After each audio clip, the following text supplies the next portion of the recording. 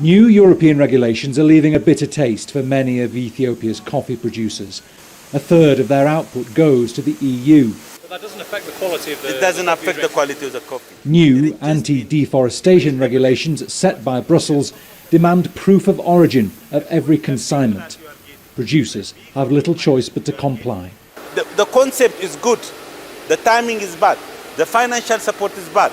Not all bad, it's the worst you could do. You implement the law and make us not to access the European market, which is a punishment, like a sanction. But look, China, supporting the Chinese companies financially in order to grow the business, to buy African coffees.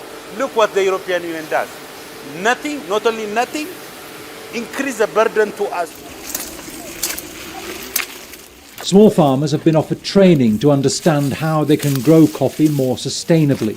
We're now planting shade trees to support our coffee plants and protect the environment. We're no longer cutting down trees, we're using them sustainably. EU coffee consumption is responsible for almost half of global coffee-related deforestation, according to a French government report. Now, being able to trace the origin of these beans is a potentially powerful new tool in promoting sustainable agriculture, but it puts a heavy burden on millions of smaller farmers in developing countries who've contributed the least to climate change.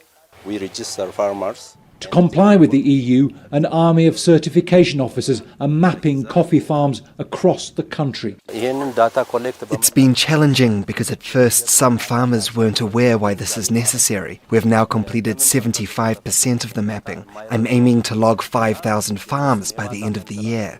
But there are at least 4 million small-scale coffee farmers in Ethiopia. In a statement, the European Commission said it was committed to providing all necessary support, adding that co-ops and governments should offer support too.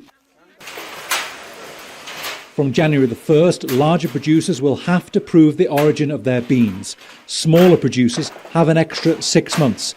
The EU says it has no plans to extend that deadline.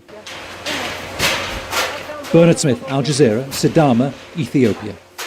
Don't miss out. Get the full picture. Subscribe to Al Jazeera for reliable news, expert insight. Like, share, stay ahead.